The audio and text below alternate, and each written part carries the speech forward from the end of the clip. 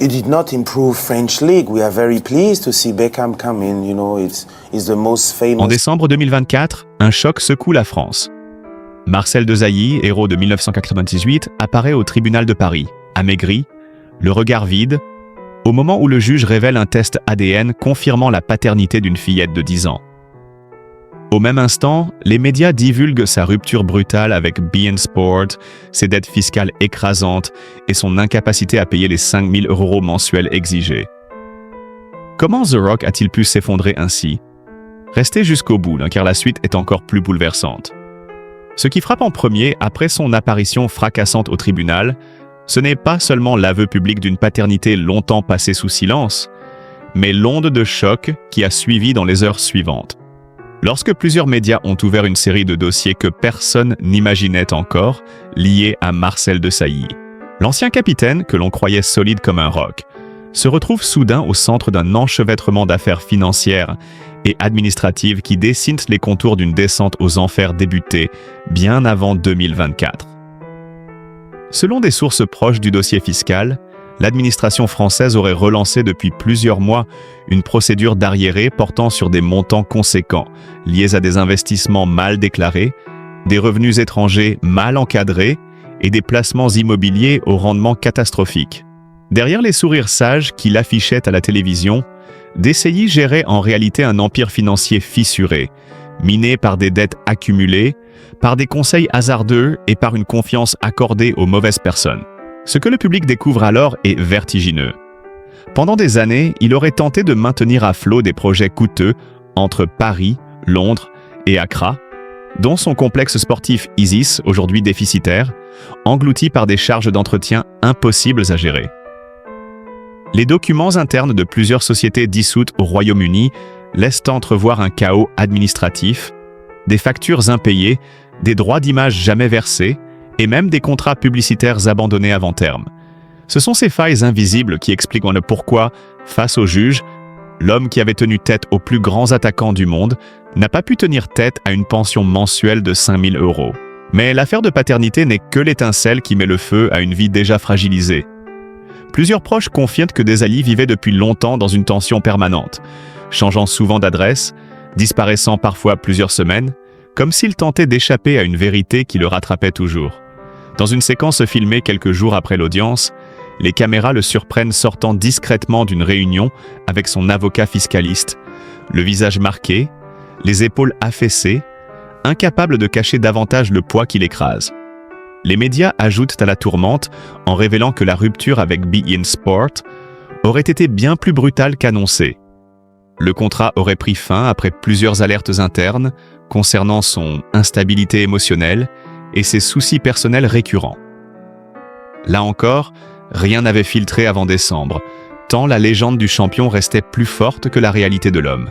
Ce contraste saisissant entre l'icône et l'être humain provoque une déflagration sur les réseaux. Certains s'indignent, d'autres le condamnent, mais tous reconnaissent que la chute est spectaculaire. Le plus troublant est peut-être ce que les journalistes appellent sa disparition silencieuse. Depuis l'été 2024, Desailly avait réduit drastiquement ses contacts, déclinant interviews, événements sportifs, invitations médiatiques, comme s'il se préparait à affronter seul la tempête qu'il savait imminente. Des témoins racontent qu'il passait parfois des heures dans l'église Saint-Augustin, assis au fond, tête baissée, cherchant visiblement à reprendre souffle loin des caméras. Peu à peu se dessine une vérité bouleversante. L'homme que l'on croyait invincible menait en réalité un combat intérieur bien plus redoutable que n'importe quelle finale mondiale. Face aux dettes, aux procédures judiciaires, aux obligations familiales, aux responsabilités financières et à la pression médiatique, Marcel Desailly n'était plus le capitaine inébranlable de 1998, mais un homme seul, débordé, tenté de disparaître complètement de la scène publique. Ce portrait inattendu révèle un héros fatigué, un géant au bord de l'effondrement, un être humain rattrapé par des années de silence, de fuite et de décisions malheureuses. Le plus dur était que personne ne l'avait vu venir, car The Rock avait appris à ne jamais montrer la moindre fissure. Mais désormais, toutes les fissures apparaissent en pleine lumière, et l'effondrement semble bien plus profond que ce que la France imaginait. Et pourtant, malgré ce chaos, un mystère demeure. Comment un champion aussi discipliné a-t-il pu laisser son monde intérieur se dégrader à ce point? La réponse, aussi douloureuse qu'inattendue, arrive dans la partie suivante. Ce qui frappe dès que l'on remonte le fil de son histoire, c'est l'écart immense entre l'homme affaibli de 2024 et le jeune prodige qui semblait marcher vers un destin écrit depuis toujours. Pourtant, même dans la lumière aveuglante de sa carrière, certaines ombres étaient déjà visibles. Mais personne n'y prêtait attention, tant ses performances sportives effaçaient tout le reste. Né en septembre 1968 à Accra sous le nom d'Odenke Abi, il porte dès l'enfance le poids d'un déracinement brutal. Adopté, transporté dans un autre pays, plongé dans une nouvelle langue, un nouveau monde sans transition. À Nantes, où il grandit, beaucoup se souviennent d'un garçon silencieux, discipliné jusqu'à l'obsession, toujours en avance à l'entraînement, jamais un mot plus haut que l'autre. Ce caractère forgé par la rigueur, admiré dans le football, cachait peut-être déjà une difficulté à exprimer ses fragilités. Lorsqu'il signe son premier contrat professionnel avec le FC Nantes, on voit en lui une force tranquille. Mais ceux qui le côtoyaient alors racontent un jeune homme qui redoutait l'échec plus que tout. Un perfectionniste prêt à s'épuiser pour ne jamais montrer la moindre faiblesse. Au début des années 1990, il rejoint l'Olympique de Marseille, et c'est là que sa légende commence réellement. La Ligue des Champions. 1993, remportée dans un contexte électrique, propulse Desailly dans une nouvelle dimension. Un an plus tard, son départ à l'AC Milan confirme ce statut extraordinaire. Il devient le premier joueur de l'histoire à soulever 2 Ligues des Champions consécutives avec 2 clubs différents. L'Europe acclame The Rock, l'homme sûr de lui, inflexible, glacé sous pression. Mais derrière cette façade triomphante, il reste cet enfant déraciné qui ne se permet jamais d'être vulnérable. Arrive ensuite l'épopée en bleu. 1998-2000, 2 titres majeurs, une génération immortelle. Dans le vestiaire, Henry, Thuram, Vieira le respectent comme un grand frère. Mais tous savaient qu'il demeurait distant. Difficile à approcher émotionnellement, comme si chaque relation était filtrée à travers la prudence, la méfiance et un besoin constant de contrôle. Après l'Italie, son départ à Chelsea le transforme en capitaine respecté, symbole de discipline et d'autorité. Londres l'adopte, la presse anglaise l'encense, les supporters le voient donc comme un rempart inébranlable. Mais ce qu'aucun d'eux ne perçoit, c'est que cette même discipline qui faisait sa force sur le terrain allait devenir un piège dans la vie réelle. Le manque de flexibilité, la peur de déléguer, le refus d'admettre l'erreur. Quand il raccroche les crampons en 2006, tout le monde lui prédit une retraite dorée. Consultant, ambassadeur, conférencier, figure exemplaire des Bleus. La France entière imagine un avenir lisse et prospère. Et pendant un temps, cette vision semble exacte. Il voyage, parle dans des conférences prestigieuses, siège dans des institutions sportives, reçoit la Légion d'honneur. Mais ce succès d'après-carrière cache une instabilité croissante. Des investissements immobiliers mal maîtrisés, des projets coûteux dispersés entre 3 pays. Des proches qui l'alertent, mais qu'il préfère rassurer ou tenir à distance. Plusieurs années plus tard, certains amis admettent qu'il avait tendance à faire semblant que tout allait bien, même lorsque les premiers signes d'effondrement étaient moins visibles. Son complexe sportif au Ghana, né d'une volonté noble d'aider les jeunes, devient peu à peu un gouffre financier. Ses déplacements incessants entre Paris, Accra et Londres, présentés comme une vie internationale, étaient en réalité le reflet d'une existence éclatée, sans ancrage, sans repos. Sa séparation sentimentale, rarement évoquée publiquement, intensifie cette solitude qu'il masquait derrière une cadence infernale d'apparitions médiatiques impeccables. Même lorsqu'il semblait rayonner à la télévision, un producteur confiera plus tard qu'il paraissait souvent absent entre les prises, plongé dans ses pensées, les yeux perdus dans un vide que personne n'osait interroger. Tout cela explique pourquoi, lorsque les tempêtes fiscales, judiciaires et personnelles commencent à converger, Marcel Desailly s'effondre si vite, comme un géant dont les fondations avaient été fragilisées depuis longtemps. Ce qui reste le plus bouleversant, c'est la façon dont il a tout vécu en silence, refusant d'ouvrir la moindre brèche, préférant porter seul un poids qui aurait suffi à briser n'importe quel autre homme. Et pourtant, au-delà des crises, demeure une zone d'ombre essentielle. Quelles blessures intimes ont façonné ce besoin obsessionnel de contrôle?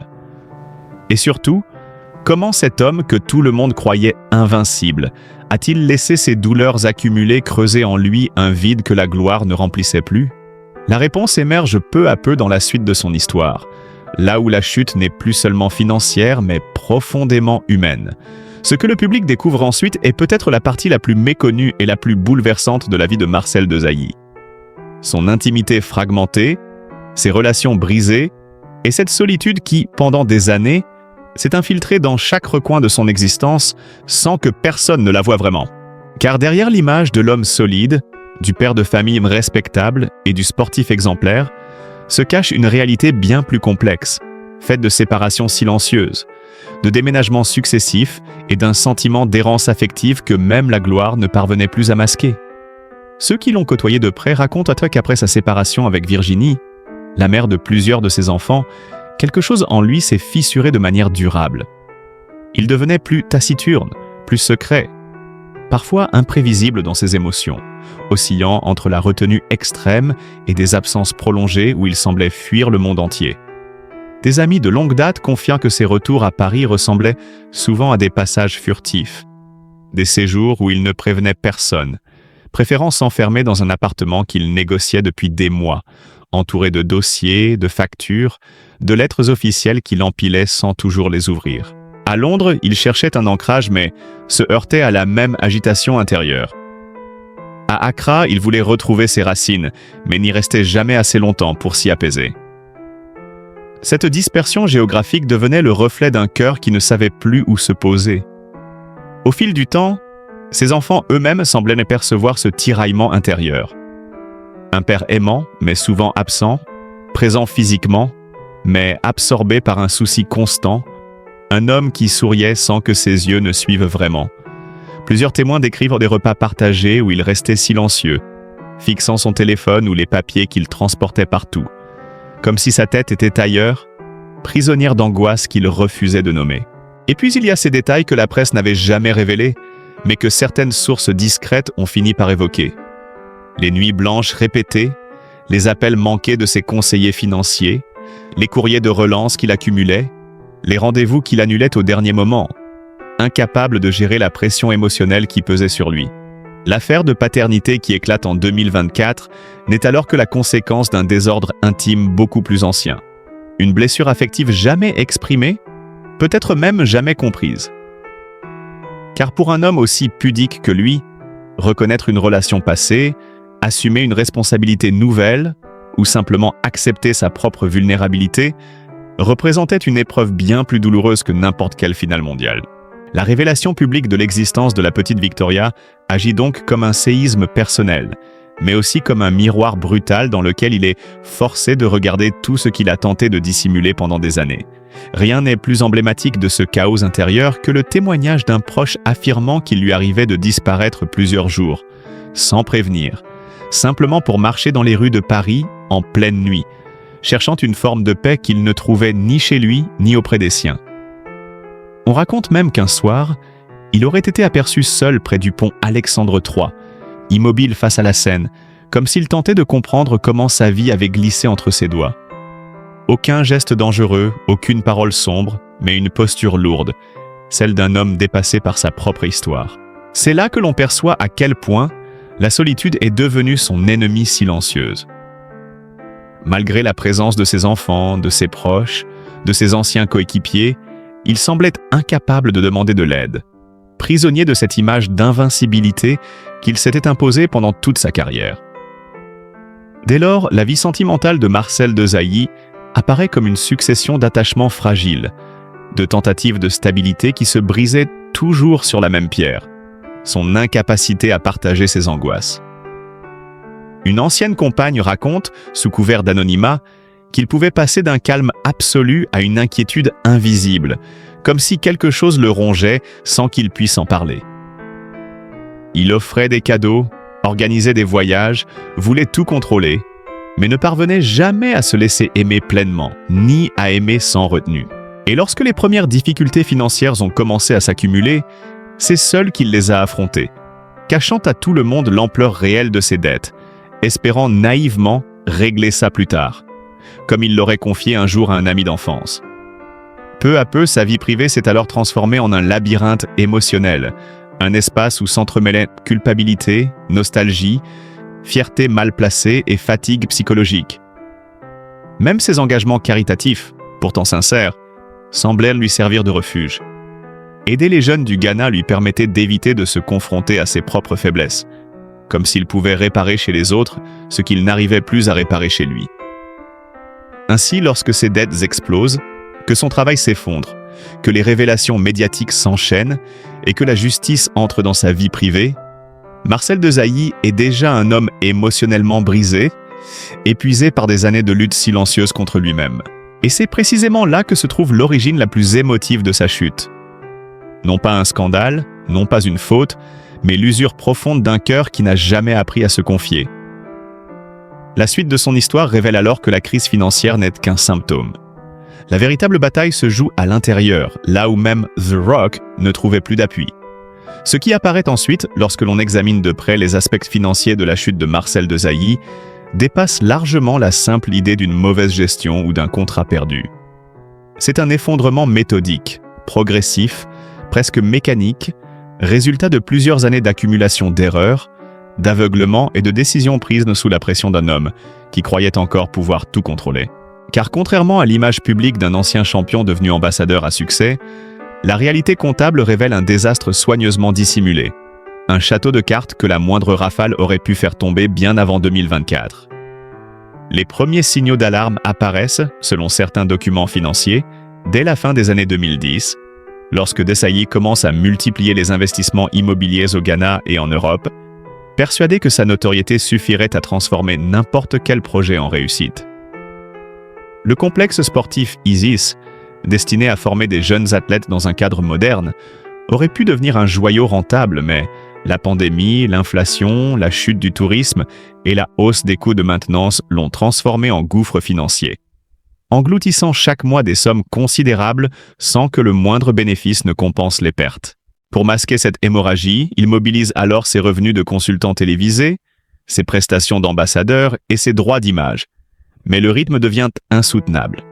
Entre les vols réguliers, les charges fixes, les équipes à rémunérer, les impôts à régler et les investissements en souffrance, l'équilibre qu'il tente de préserver bascule inexorablement.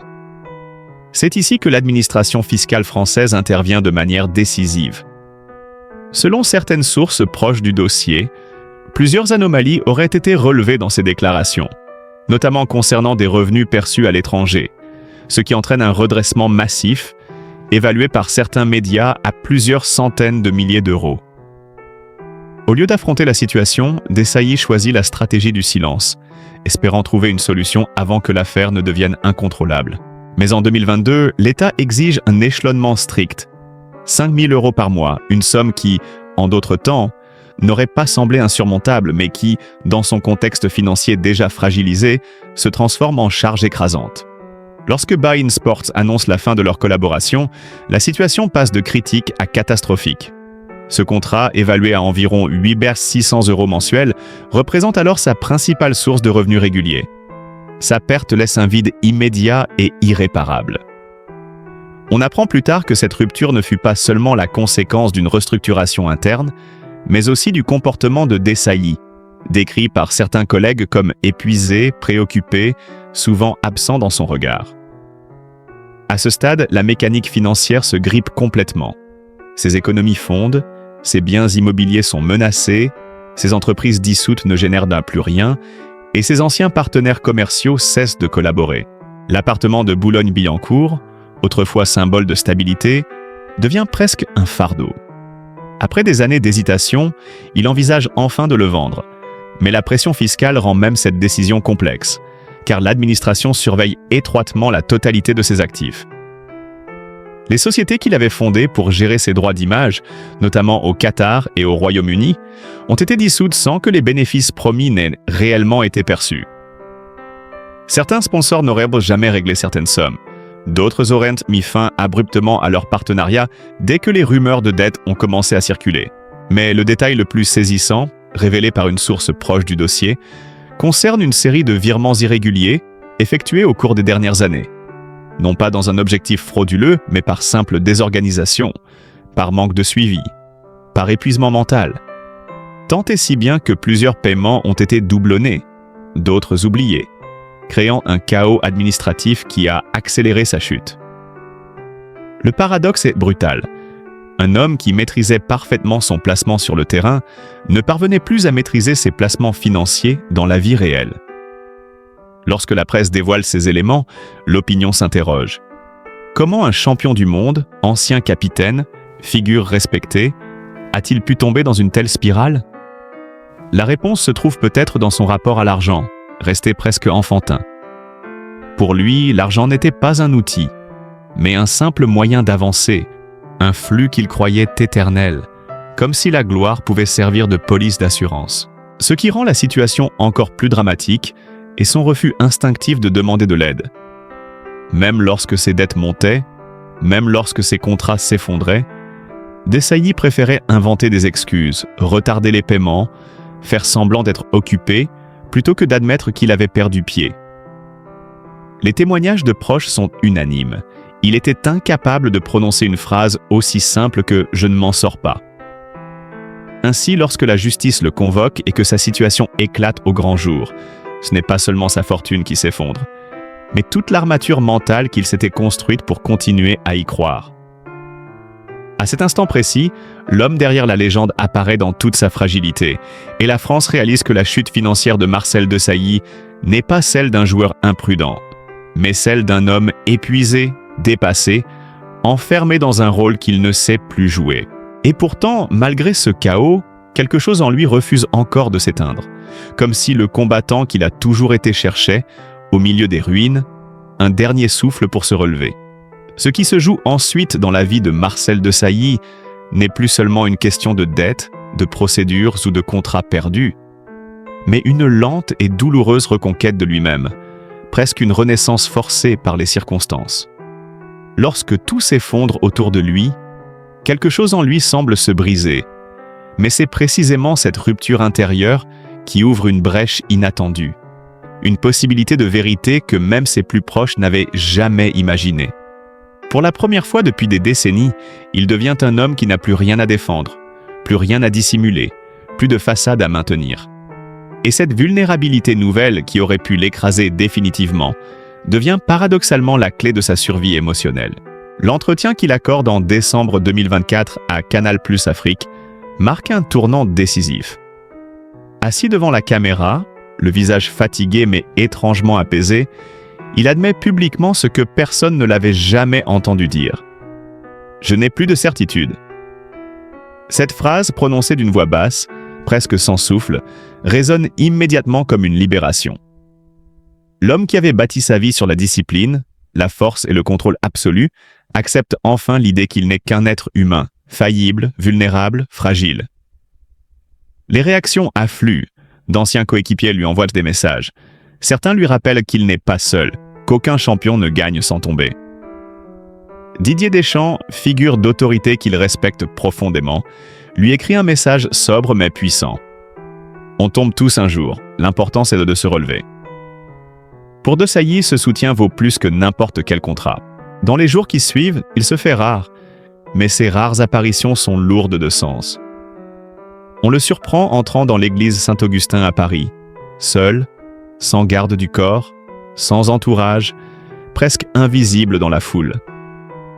Quelques minutes plus tard, on le voit sortir lentement, tête baissée, comme s'il cherchait dans la pierre, dans la prière, dans le silence, une forme de paix intérieure qu'il n'avait jamais pris le temps de cultiver. Ce n'est plus le champion, ni l'ambassadeur, ni la star médiatique. C'est un homme qui tente simplement de respirer.